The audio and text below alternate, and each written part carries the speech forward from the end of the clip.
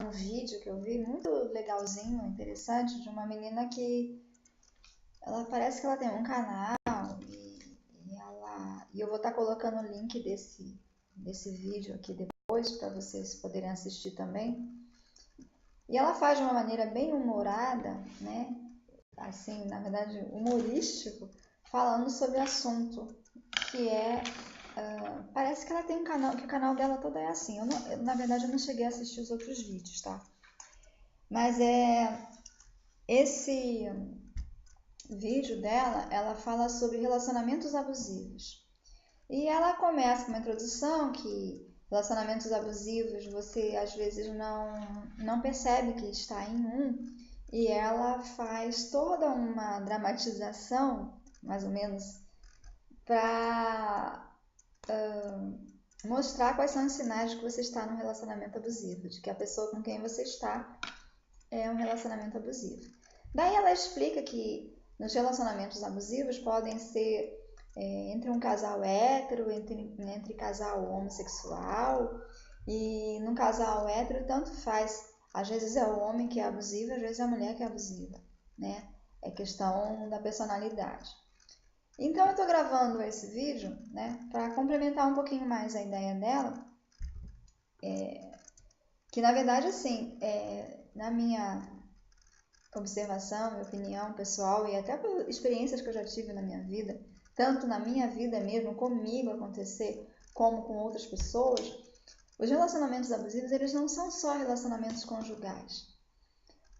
Conjugais é quando você tem uma relação, né, afetiva de parceiro sexual, namorado, noivo, casamento, amante, né? É relacionamento que eu chamo que a gente chama, né, de conjugal. Então, às vezes não é só na relação conjugal, né? Porque aí se vai ter sexo ou não, depende da idade, da fase. Tem gente que tem namorado com 12 anos de idade e não quer, não tá fazendo parte sexual, né? Então, assim, o que eu estava colocando? Não é só na relação conjugal, né? Relacionamentos abusivos, ele está presente aonde tiver uma pessoa com algum distúrbio, que pode ser momentâneo ou uma coisa que já é parte da pessoa mesmo, né? E que aí alguém fica vítima desse distúrbio, desse momento, né? Pode ser momentâneo, né? Aí você vê relacionamentos abusivos, eu vejo relacionamentos abusivos, já vi relacionamentos abusivos na minha vida, em pessoas à minha volta, e já tive esses relacionamentos abusivos na minha vida, com amigos, colegas de trabalho. No trabalho, até a história do relacionamento abusivo se tornou reconhecidamente uma lei, né, de proteção ao assédio moral, né? E o assédio moral nem sempre vem do chefe, às vezes vem dos colegas do lado, né, de mesma posição hierárquica. Mas, enfim, tem no trabalho, tem nas religiões, tem muitos líderes religiosos que são verdadeiros torturadores mentais quando não tem relacionamentos realmente sexuais com seus fiéis, né? E homens e mulheres, né? Em nome de serem uma autoridade na igreja, né? Tem relacionamentos abusivos entre pais e filhos. Tantos pais que abusam no relacionamento com seus filhos, e eu não estou falando de abuso sexual, eu estou falando de abusar, de torturar uma pessoa constantemente para que ela se sinta, né, menos dentro de um... Né, eu já vi muitos pais, ou só a mãe, ou só o pai, ou os dois, né, que escolhem, isso era muito comum no passado, mas ainda tem isso, né? Escolhe um dos filhos, ou se é o filho único, né? Fez o filho para cuidar dele na velhice. Então fica o tempo inteiro criando uma pessoa para que ela seja eternamente dependente desse pai e dessa mãe, para que não consiga sair dessa relação para um casamento, para ir embora de casa. Porque eles têm que cuidar deles, dos pais. Esse filho ou essa filha foi escolhida para isso. Então ele não pode dar certo nos relacionamentos emocionais fora de casa, porque senão ele vai sair de casa e não vai cuidar da gente. Porque quem vai garantir que o cônjuge dele vai deixar levar a gente junto? né? Isso é muito comum, eu vejo isso, sabe? E aí você vê pessoas criando a outra dependente, sugando. Uma outra coisa, assim, que aproveitando a palavra sugar, né? Que quando eu tive a ideia de gravar o vídeo, eu tinha pensado assim, os relacionamentos abusivos, eles estão muito perto, muito próximos às relações vampirescas, né? Em que alguém vampiriza alguém, ou seja, suga alguém, e só vai estar com esse alguém, na verdade, enquanto ele for necessário, né? Agora, essa necessidade nem sempre é econômica. Às vezes é uma necessidade emocional da pessoa. Você pode... Não é só a mulher é abusada porque ela não tem como sair de casa, porque ela não tem como sobreviver, porque ela não trabalha fora. Não. Tem vezes pessoas que têm nível financeiro maravilhoso e o abusador da relação é quem tem menos dinheiro, porque o outro é dependente emocional. Não é dependente financeiro, mas é dependente emocional, né? Então, tem esse tipo de abusos. Amigos, sabe? Aquele amigo que tá sempre te sugando, te sugando, te sugando, e ao mesmo tempo eu sou sua melhor amiga, sem você, sem mim, o que você faria? Ah, porque eu te adoro, daí eu faço isso pra você, e depois vai lá dar uma puxada no tapete. Aí, sabe? Continua sempre assim. Então, assim, quem tem que puxar o teu tapete pra alguma coisa, tá tendo um relacionamento abusivo. Se ela tem que te fazer sentir triste porque você tá muito feliz e ela não tá, ela tá tendo um relacionamento abusivo. E uma das coisas também que eu queria colocar, né, de diferença é, o que eu reparei também é assim, que muita gente que teve em algum momento relacionamentos abusivos que duraram muito tempo na sua vida, a tendência dessas pessoas são duas tendências assim diferentes, mas que são muito comuns. Não que a pessoa só tenha essas duas tendências para ser, né? Você pode se curar por completo e não fazer nenhum dos dois. Mas ou ela procura outro relacionamento abusivo, imediatamente, sai de um relacionamento abusivo para o outro, né? Ou ela passa a ser o abusador. Que é tipo assim, não vão fazer isso comigo de novo, eu fiz tudo por fulano, por fulana, por ciclano, e comigo não vão fazer isso. Então ele passa a ser o abusador. É que nem aquele filho que os pais criaram com baixa autoestima, para ser um fracasso emocional, porque tinha que ficar para cuidar deles. Mas essa pessoa se apaixona, né? Ludibria todas as regras e falta de autoestima impostas pelos pais, porque se apaixona. E o outro se apaixona por ele. Vai viver junto com o outro. Aí ele é um ausente emocional dentro daquele relacionamento. Ele às vezes é o relacionamento abusivo da vida do cônjuge. Ele era abusado pelos pais e agora ele vai abusar esse cônjuge. Porque ele não foi preparado, por um lado, não foi preparado para cuidar de outra pessoa que não fosse os pais. E segundo, a rebeldia de querer se livrar, já me livrei de pessoas que me sugavam, a pessoa sai também às vezes exausta dessas relações, né? Então agora eu não vou mais deixar ninguém me sugar. Só que aí acaba, esse ninguém vai me sugar, ela passa a ser o sugador sem perceber que está sendo o sugador. Passou a ser o abusivo, o abusador, e não o abusado. Então, assim, uma das coisas que a gente tem que estar sempre se vigiando, né? Como que a gente está, o que a gente está trazendo das relações anteriores em todas as áreas, né? De trabalho, de amor, de amizades, né? Para poder a gente estar se livrando. Uma outra coisa que ela coloca no vídeo dela, que por um lado eu concordo em parte, que geralmente a gente não vê que está no relacionamento abusivo, ou vê, mas quer fingir que não está vendo. Aí, por que a gente finge que não está vendo? Porque, na verdade, esse fingir é entre aspas, né? Às vezes não é um fingir tão consciente assim, porque a gente não quer enxergar, porque é uma forma da gente se proteger emocionalmente, não se sentindo vítima de um abusador, né? Por um lado, é porque a gente está tão acostumado a ser abusado, vem de várias relações de abuso, que acha que aquilo ali é a relação. A relação é assim. Né? É assim que é estar casado, por exemplo. É assim que é estar namorando. Né? E às vezes confunde isso, por exemplo, o abusador é extremamente chantagista e usa o ciúme, né? Dissimula ciúme para poder chantagear e prender. E a pessoa acha que ciúme é amor.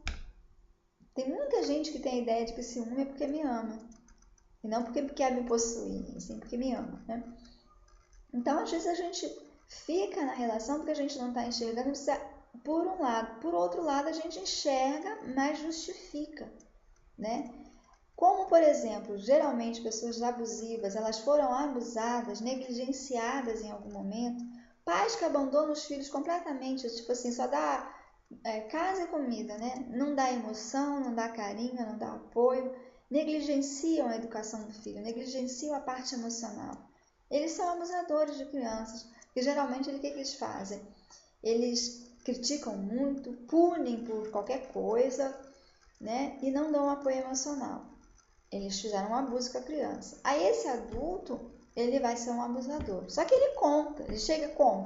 Como que ele conquista uma vítima para ele abusar? Contando a triste história e verdadeira história de que ele foi negligenciado, que ele nunca foi amado, que o meu pai fazia isso, minha mãe me surrava, lá, lá, lá. E você vai ficando com compaixão, com sentimento, ou às vezes com pena, né? Pena é diferente de compaixão, mas a gente confunde também, e vai. Então toda vez que ele faz alguma coisa de errado, você passa a mão na cabeça porque o coitadinho ou a coitadinha do seu amigo, do seu marido, da sua mulher, sofreu muito quando era pequeno. Sofreu muito quando era adolescente. Sofreu um acidente muito grave que mudou a vida dele. Não sei o que lá. E você vai dando, você mesmo cria as desculpas para passar a mão na cabeça e achar que aquilo até foi um abuso, mas você entende por que a pessoa está tendo aquela postura incorreta com você, porque o coitado, a coitada tem esses traumas. E um dia, com a tua paciência, com o teu amor, com a tua compreensão, essa pessoa vai ficar aos poucos curada de tudo isso e vai parar de fazer isso com você. A gente vê, mas a gente acha que vai curar a pessoa. Tem muita gente que está nos relacionamentos abusivos esperando que o outro se cure porque compreende que o outro teve traumas, teve problemas, teve isso, teve aquilo. Às vezes são coisas recentes, né? Tipo, mulher que saiu de casa e sofria violência doméstica do marido. Aí às vezes o outro já casou com ela, ela já estava casada, quando conheceu o cara, tirou ela de dentro de uma situação de violência completa. Ela começa primeiro com traumas, com medos, com isso, com aquilo. Daqui a pouco ela virou abusadora e o cara não se dá conta. Ou a mulher não se dá conta, né? Que o cara estava sofrendo. E aí o que acontece? Né? A pessoa vai relevando porque ela apanhava do marido, porque ela apanhava dos pais, ele apanhava, sei lá, sempre foi pobre, sempre foi muito maltratado, muito humilhado. E a gente vai passando a mão na cabeça, tem uma outra coisa que a gente passa a mão na cabeça. Por que mulher passa mais a mão na cabeça? Porque há uma criação, há uma coisa de que mulher é mais madura do que os homens, que as mulheres amadurecem mais cedo. A questão é que, na verdade, assim, é uma questão que eu tava, né, eu já ouvi isso algumas vezes, assim. O que acontece é que, pelo machismo mesmo, o que acontecia? Os papéis das mulheres eram diferentes dos papéis dos homens. Os homens, eles tinham direito a aventuras, diversões, e principalmente diversões sexuais, muito cedo. E as mulheres não, elas tinham que ser resguardadas para casarem virgem. Outra coisa, a mulher tinha o papel de ser a dona de casa, nada mais do que isso. Então, o que acontecia? A menina tinha 5, 6 anos, já começava a lavar louça, a arrumar uma casa, ou a mandar nos empregados, se era rica, né? E o menino, com essa faixa de idade, ele estava indo jogar bola. Ele não precisa pensar em nada. Ele vai chegar, a comida vai estar posta, vai estar lavada, a louça, Quem ia fazer as coisas era a menina. Então, de repente, uma menina de 12 anos estava cuidando de uma casa inteira. Não significa que ela tinha maturidade emocional nem psicológica, significa que ela tinha força de trabalho sendo colocada em ação porque ela foi educada para isso. E o menino, como não foi educado a aprender aquelas coisas, ele não fazia nada. E aí nele ficava mais evidente a imaturidade dele. Nela ficava disfarçada debaixo das tarefas que ela já sabia fazer. E aí, até porque em determinadas tarefas você tem que tomar determinadas decisões, tipo assim, faço o almoço ou não faço? Será que o pessoal vem almoçar ou não vem? É uma decisão. Quanto de arroz eu coloco? É outra decisão. E os meninos não tinham que tomar essa decisão. Eles só vão tomar decisão lá sobre carreira, sobre estudar ou não estudar, sobre qual carro que ele compra para ele. Então ficou com uma ideia de que a menina tem... mulheres são mais maduras.